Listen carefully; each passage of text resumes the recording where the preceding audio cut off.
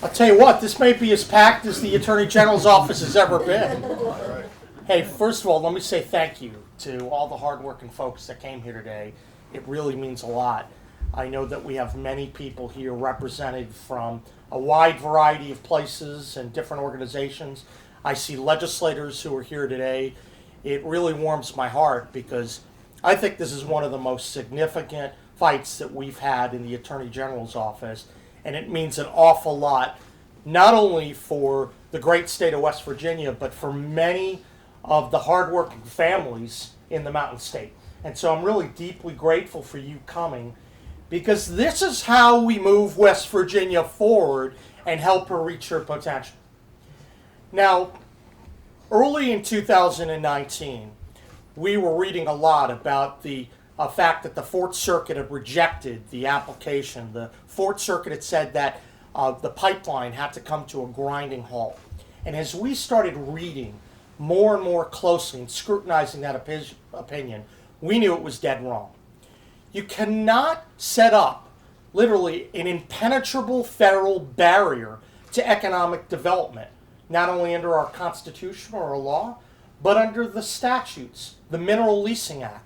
We think that the Fourth Circuit clearly erred, and when we started to really dive into this issue and learn about not only the effect on West Virginia families, but on revenue for West Virginia and our counties, we were astounded. We believe that there are up to 1,500 jobs that may be impacted in the great state of West Virginia. And these are good jobs. These are jobs where people might be making $25 to $40 to $50 or $60 an hour. I mean, solid jobs where you can help feed your family.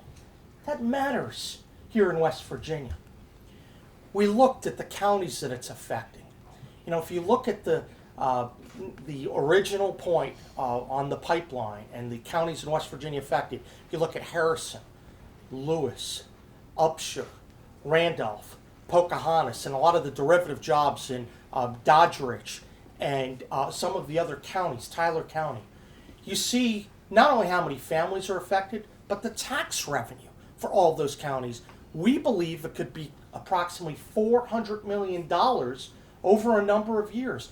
For these counties, that matters. And it doesn't matter just for the jobs that are represented here today. You know what it matters for? We have an opioid epidemic. We're fighting it with all our might. But a lot of the counties sometimes lack the ability to hire a deputy sheriff or a first responder or someone else to work out there to help protect our people. So when you deprive these counties of that revenue, the people of our state are hurt. We can't allow that to happen. So as we started to dig deeper into this issue, and we saw that the court was wrong and what the impact was on West Virginia families and our state, we knew we had to take action. So we got together with 18 states, and we led a national coalition to challenge that Fourth Circuit decision. We worked to help ensure that the federal government weighed in, because when you have the U.S. Solicitor General and you have 18 states, that makes it a little bit more persuasive for the Supreme Court to take the issue up. And in fact, we were very pleased when the Supreme Court decided to take up the ACP case, because we knew that was extraordinary. It's very rare for the U.S. Supreme Court to take up a case when there's no conflict within the circuits. So this is definitely, I heard her in the background, so thanks for coming. It's wonderful when the U.S. Supreme Court recognized that the decision, we think, was so improper that they're going to review it closely. And at least we know that they're looking at the issue. I'm cautiously optimistic that we're going to be prevailing. Now, when you win an issue like this, to even get it heard at the Supreme Court, and hopefully we're going to win when the argument comes up on the 24th, it's never about one person, and it's never about just a group of states. It's about a lot of the groups that are represented here in this room, and I'd like to thank a lot of people for all the hard work that they've been engaged in, what they've done, because with many hands comes light work. And I can tell you that we have the support of business and labor on this important issue. The manufacturers, the state and national chambers of commerce. I see Steve Roberts is here. We have Wavanga, we have IOGA, we have the National Mining Association. the American Petroleum Institute, the Natural Gas Supply Association. I think we had about 63 members of Congress sign an amicus brief. But I also want to recognize the hardworking unions that are helping out. The International Brotherhood of Teamsters, Association of Journeymen and Apprentices of the Plumbing and Pipe Fitting Industry, Laborers International Union of North America, the Pipeline Contractors Association, and the International Union of Operating Engineers. You know how we win in West Virginia? When we all work together and we look out for each other. West Virginia is an energy producing state.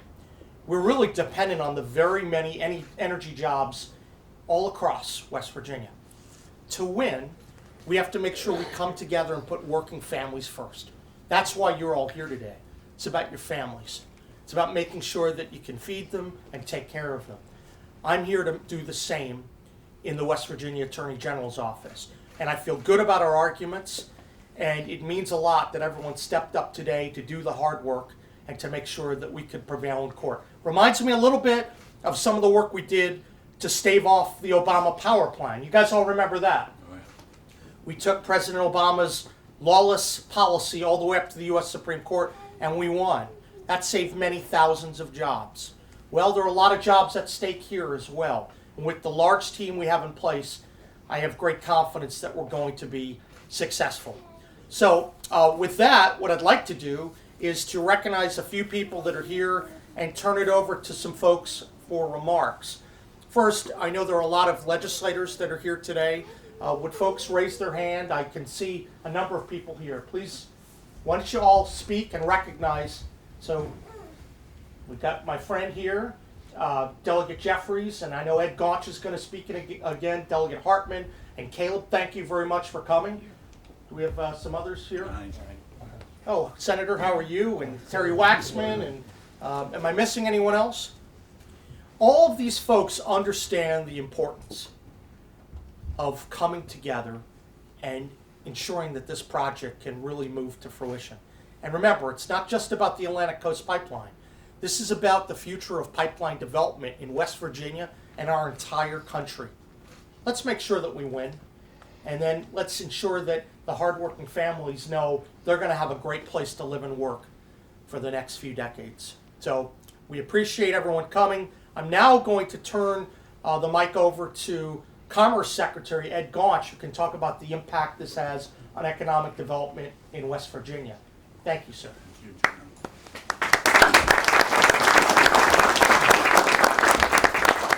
Thank you, Attorney General Morrisey.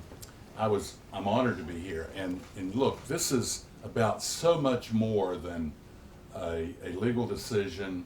This is about so much more than labor, management, legislator, Democrat, Republican. This is about the future, not only of West Virginia, but about the future of this country.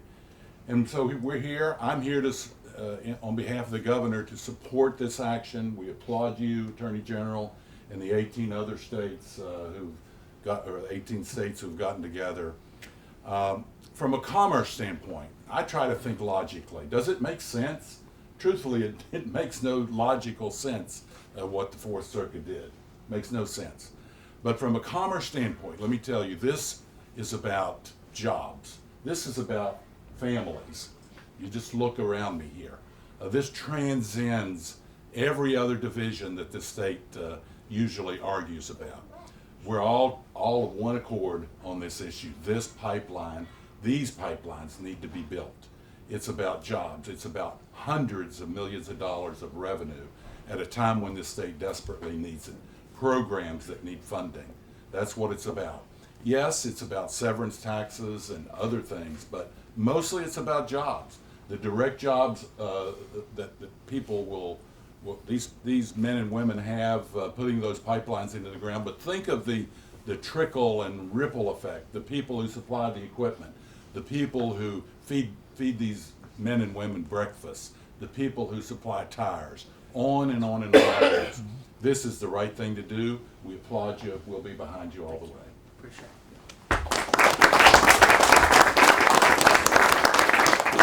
Secretary Gaunch mentioned something very important. This really is about working families in West Virginia. and we're very pleased to hear directly from people that are affected by this pipeline care a lot. I know there are a lot of people who are involved in pipeline development. They're out in the field every day. I'd like to recognize someone, a West Virginia native, David Butterworth, who's a business agent for the Pipeliners local group.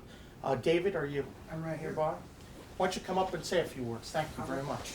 Hello, my name's David Butterworth. I'm a West Virginia resident. I'm originally from Clendenin, West Virginia. Went to Herbert Hoover High School. Go Huskies. I just want to say, you know, I've watched this all the way through. I'm the guy that sits down with the contractors when these jobs go through. And, you know, MVP, ACP, we added a lot of folks to get these jobs going. And we're contractually obligated to get people on the ground, West Virginia residents that want to work on these jobs. The building trade locals helped me out big time with Charleston, Parkersburg, Morgantown.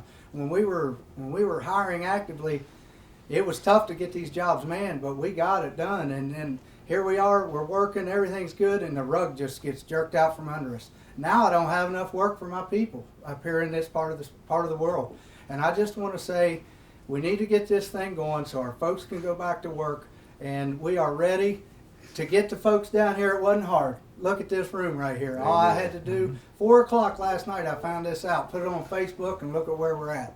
There is a big movement to get this thing done, and I'm here to support it 100%, and it's going to do nothing but improve our livelihoods here in West Virginia. And I just want to say thank you to all my members who came and who, you know, let's get this thing going. Anybody you can talk to about this, tell them about it. We need to get this thing going again. So thank you.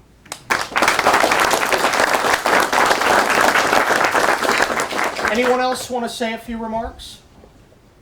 I'll leave it open. This is a dangerous thing. I want to conclude with one point.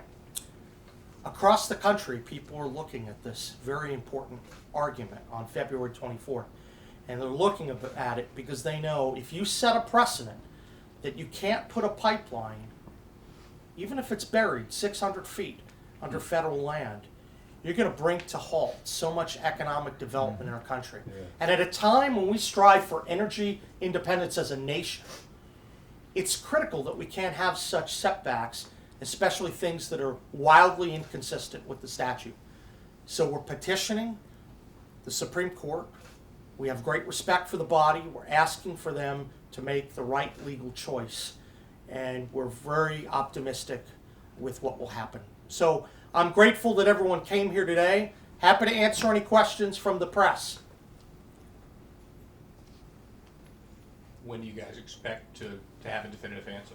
We expect that by the end of the Supreme Court term in June, we'll know. It's hard to ever predict whether it's June 25th or June 1st, but given that they're hearing it now, usually we hear sometime before the end of June. And then this might be more of a question for Dominion, but what would the timeline be from getting an answer to getting folks back on the job site? What's that timeline like? Well, I'm going to defer to Dominion on the exact timeline, but I can tell you it's my hope that we should be getting ready now because I am cautiously optimistic we're going to prevail and we should be ready so that we can start to put people to work. Any other questions, guys? Thank you very much for coming. This is such an important issue. Appreciate it. Thanks, everyone.